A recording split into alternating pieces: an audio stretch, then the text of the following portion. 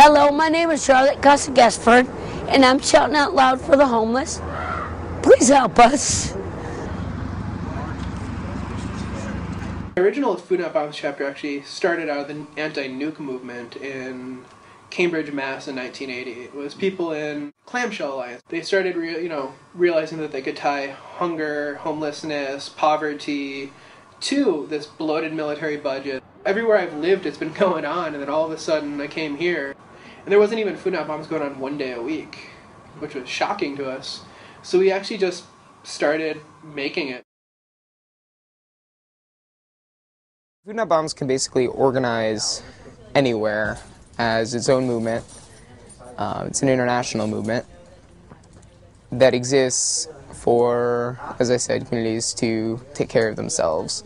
And it also is available as a means for people to interact and build up relationships that can pass into other areas. Any people from any different walk of life can come through into a kitchen and share food, cook together, laugh together, make things together, and then bring it to serve to a community that may not have that opportunity to get food. I think there's a lot of things that distinguish Food Not Bombs from other food charity organizations, especially here in Eugene. As far as I know, Food Not Bombs is the only secular organization that gives away food that's not the government.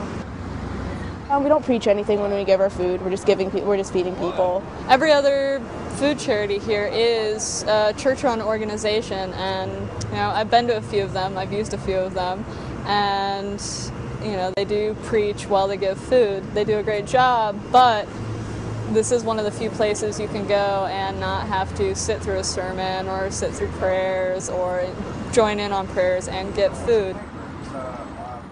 Compared to every other food relief charity, most of them treat homelessness kind of as a disease that needs to be cured, or treats them as poor little children and they need to be parents and raise them up.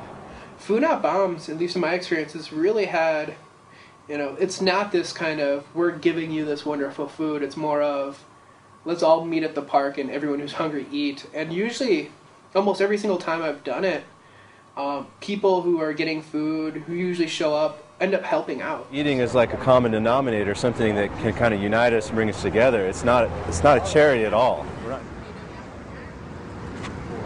I think that's the one thing that separates it, that maybe making people feel kind of welcome. Charity is kind of impersonal, and Food Not Bombs is very personal and direct. We cook it up and bring it back, and it's all privately done, or it's just a whole bunch of people helping out for a good cause. A biggest thing for me also is just in the way we get our food, just how that whole cycle comes about. We actually contacted people we knew at Sundance, and they threw down some compost to us, and we talked to people at OGC who we were friends with, and they threw down some compost to us. Red Barn, Sweet Life, some of it's dumpstered from different places. I went to Sundance Foods and picked up some. They gave us some food, donated it to us, and we cooked up a really nice stew here. And we had a bunch of apples and some granola, so no one knew how to make applesauce, but we figured just add a little water, mash it up, throw some cinnamon and sugar, and we actually made some, and it's awesome. It's been happening in my house, actually. Laura Axel Manor, the Student Cooperative Association down there on Alder Street. We let people come in and cook. Around 88, I think it was exactly 88, one of the people who started it in Massachusetts moved to the Bay Area. They started just doing it up in San Francisco's Golden Gate Park. And they did it for a couple months, and then they made the stupid mistake of asking the city for a permit. And the city denied it to them, and then they kind of realized that they were there. And from then on, they just kept harassing them. You had massive arrests. In 1988, I think it was Labor Day, they had a huge mass arrest that made national news. There was a period of time here people were kind of getting hassled. Could possibly be disturbing some type of peace.